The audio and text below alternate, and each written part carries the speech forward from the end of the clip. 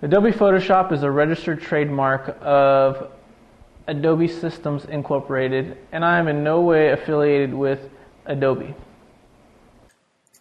Hi guys, on this Photoshop tutorial I'm going to touch base on the Shadow and Highlights tool in Photoshop CS3.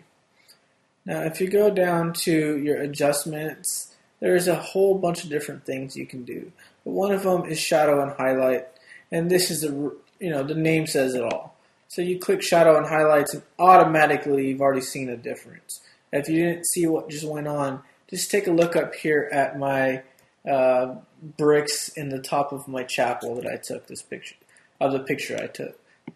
The bricks are completely dark, but as soon as I opened up the Shadow and Highlights dialog, they brightened up for me. And it also gives the picture kind of a cartoony kind of look, especially when you start boosting the highlights. It starts to kind of take on this pastelish kind of look. And then also the shadows, you can boost the shadows to make the darks a lot brighter than what they usually are. Or you can just bring it down if you like, if you don't want so much noise. Because this is going to bring noise, guys. Anything that you do in Photoshop to enhance the image quality more than likely is going to bring noise, especially in the darker areas.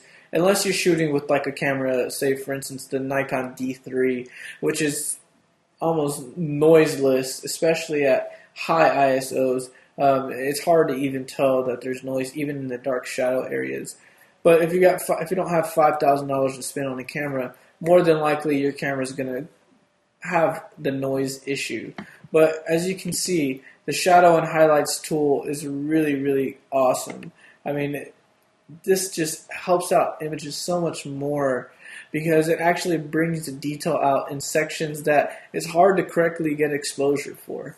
And as you can see the difference, I mean, it totally just changes the image 100%. And it brings out, even in the clouds, as you can tell, there's just so much more detail. And I love this effect for so many different reasons. And like I said, use this wisely, guys, and try not to overdo it, because you will bring noise and bring down the image quality. So if you're willing to sacrifice, say for instance, a little bit of noise, you can get a cool effect with this Shadow and Highlights tool. But that's the basic on this, and there's not too many options and too many sub options with this tool. So it's pretty easy to use, and anybody can do it.